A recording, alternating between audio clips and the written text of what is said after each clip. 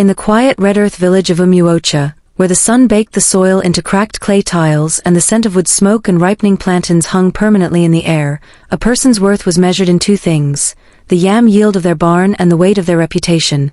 Here, respect was your surname, carried as carefully as a calabash of palm wine, and a family's honor was a compound wall, painstakingly built over generations. Within the largest compound, marked by a towering ancient Iroko tree, lived Chief Okoro and his late life blessing, his daughter Adama. Chief Okoro, a man with a voice that could silence the noisy night crickets and a bearing straight as a palm trunk, had been blessed with sons, strong, dependable men who tended his vast farms. But it was upon the birth of Adama, arriving after a line of male children and the tragic passing of his wife, that the chief felt the ancestors smile directly upon him. She was not just a daughter, she was his living breath, a final, precious gift. He named her Adama, beautiful daughter, and from her first wail, she was wrapped in a cotton of pure devotion. While other daughters in Umuocha learned the rhythm of survival, rising before dawn to fetch water from the stream, their backs bending under the sun to weed cassava patches, their fingers learning the intricate dance of twisting fofo, Adama's life unfolded to a different melody. Her hands, soft and unblemished, were adorned with intricate henna patterns, not calluses. Her laughter was a bright, careless cascade that tumbled over the mud walls of their compound, a sound so free it drew both smiles and sidelong glances. Chief Okoro, blinded by a pride that softened his stern features whenever she entered a room, poured the bounty of his wealth into her alone. She wore the finest, most vibrantly patterned ankara, brought back specially from the bustling Onitsha market, each outfit a declaration of her status. While her peers wore simple leather slippers, her feet slid into imported sandals that whispered against the earth.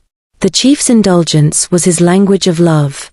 When the letter came from a prestigious city college, a feat unheard of for a village girl, he slaughtered the fattest ram in celebration. My Adama will not just be beautiful, he boomed to the gathered villagers during the feast, she will be brilliant. A shining light for Umuocha. The elders nodded, chewing thoughtfully, but their eyes, wise and weary, held a different conversation. They watched Adama sashay through the village, her nose subtly tilted upward, barely acknowledging the greetings of those she deemed beneath her. She carried plates of food from her mother's memorial with a regal distance, her mind already far away, dreaming of city lights and foreign concepts. To the young men of Umuocha, she was an untouchable goddess, a vision of lace and ambition. To the mothers, she was a cautionary tale whispered over cooking fires. See how the bird raised in a golden cage forgets how to build a nest, they would murmur. The village elders, sitting under the ukwa tree to adjudicate disputes, would watch her pass and exchange proverbs like valuable coins. A tree grown only for beauty may yet fall to the weakest storm, one would say, his voice like dry leaves. Another would add, nodding slowly, the finger that points to the sky forgets the palm that feeds it. But Chief Okoro heard none of it. To him, her every whim was justified, her every desire a command. Her departure for the city was a day of profound mixed emotions for Umuocha. As the rusty taxi billowed dust down the only road out, Adama looked ahead, her eyes on the horizon, never once looking back at the father who stood, a solitary, proud figure until the dust settled and the village was quiet again. She was the golden child, polished to a dazzling sheen, but the materials of her character, resilience, gratitude, humility, had been left unformed, swapped for vanity and entitlement. The stage was set, and the ancestors themselves leaned in, watching, waiting for the first crack in the gilded facade. The day Adama returned to Umuocha, the village sensed a shift in the air before the rusty taxi even came to a halt. It was not the triumphant homecoming Chief Okoro had plastered across his compound walls with fresh palm fronds and a new coat of white chalk. She stepped out, and a collective silent inhalation traveled through the onlookers. Her hair, once braided in elegant traditional patterns, was now cut in a sharp asymmetrical bob, dyed a color that echoed rust. She wore skinny jeans that seemed painted on and a top that left little to the imagination, a stark, jarring contrast to the flowing wrappers and head ties of the women who had gathered. But the transformation was more than fabric deep. Adama had returned not with a degree, as her father's countless goats and yams had paid for, but with a stranger's heart encased in a shell of urban glitter. Her speech, once the melodic Igbo of her home, was now peppered with jarring English slang and a forced nasal accent that twisted familiar words into foreign sounds. "Daddy, this your village is too much. No light, no network. It's giving archaic," she'd say, her laughter a short hollow sound that didn't reach her eyes. Those eyes, once bright with curiosity, now held a constant weary disdain for the village rhythms, the crow of the cockerel at dawn, the rhythmic pounding of mortars, the gentle hum of evening prayers. Her desires had mutated. They were no longer for fine Ankara but for things packaged in expensive branded bottles, perfumes that smelled of chemical gardens, creams to lighten the skin the ancestors had given her, and expensive gadgets that required a constant electricity Umuocha couldn't provide. Chief Okoro's vast barns, once the envy of the clan, groaned under the weight of her financial requests. "Bah, just sell the old plot by the river," she'd suggest casually, as if asking for a cup of water. "I need a new laptop. This one is already last season." His initial pride curdled into a thick, cold worry. His warnings, gentle at first, then firmer, were met with rolling eyes and exasperated sighs. "You're so traditional, Daddy. The world has moved on. Must we worship every old stone and tree?" The chasm between them yawned wide, but the final unforgivable disgrace was carved during the New Yam Festival, the most sacred event in Umuocha's calendar. It was a day of pure white clothing, of deep gratitude to Allah, the earth goddess, and of solemn communion with the ancestors. The entire village was gathered in the central square, a sea of reverent silence as the eldest Dibia, his body a map of ancient lines, raised a trembling hand over the new yams. His voice, a guttural invocation older than memory, called upon the spirits of the land, thanking them for the bounty and seeking their continued blessing. The air was thick, sacred, pregnant with a silence so profound one could hear the rustle of a leaf. Then, a violent electronic shriek tore through the moment. A raucous foreign tune, all synthetic beats and profane lyrics, blared from a dama-sequined handbag. The assembly jolted as if struck. But the horror was just beginning. With an impatient click of her tongue, Adama fumbled for the phone, turned her back fully on the shrine and the speechless Dibia, and answered. "Hello? Yeah, I'm in this dull village ceremony thing," she said, her voice a loud, jarring whisper that carried in the dead silence. A giggle followed, sharp and brittle as breaking glass. Time stopped. The earth under their feet did not just seem to crack in shame, it felt as if the very soul of Umuocha had been publicly flogged. The Dibia lowered his hand, his eyes wide with a fury that was spiritual, ancestral.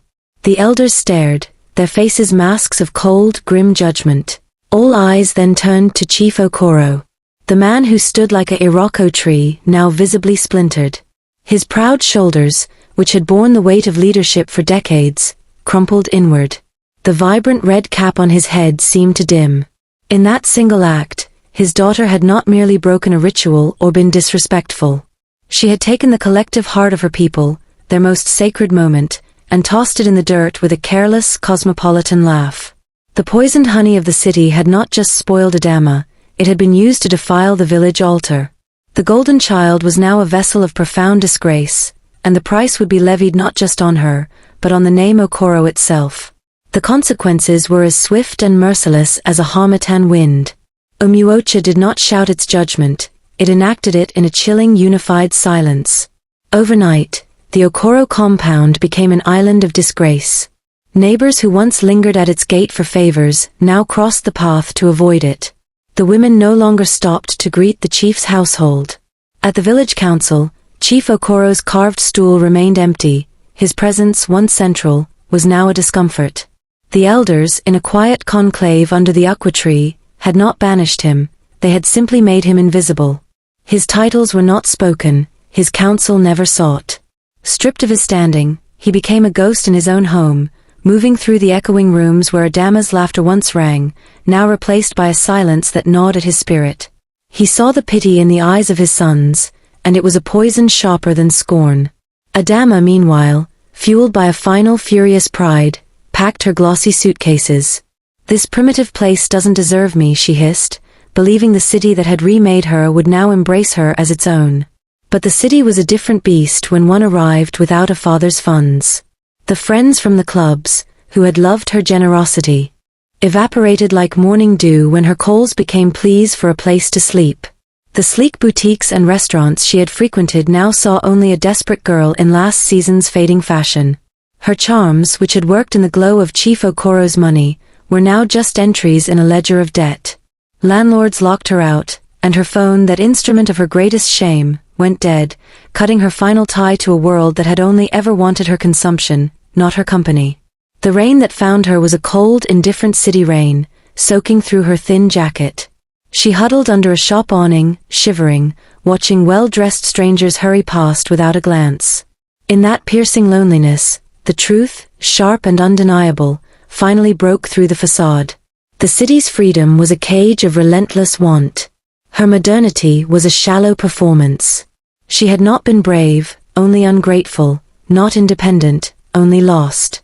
The memories she had scorned, the scent of her father's ogbono soup, the solid safety of the compound walls, the sacred rhythm of the village year, flooded her with an ache so profound it stole her breath. She had traded a deep anchoring root for a glittering weightless leaf, and the wind had taken her nowhere. One pale dawn, with blistered feet and a spirit ground to dust, she crawled back to Umuocha. There was no taxi this time. She walked the final familiar miles, her suitcase discarded, her fine clothes mud-stained and torn. The village awoke to see her, a spectral figure, a broken imitation of the girl who had left. Whispers trailed her like a wake, but she heard nothing but the pounding of her own shame. She pushed open the unpainted wooden gate of her father's compound. Chief Okoro sat on a low bench in the courtyard, staring at the iroko tree as if reading his life story in its bark.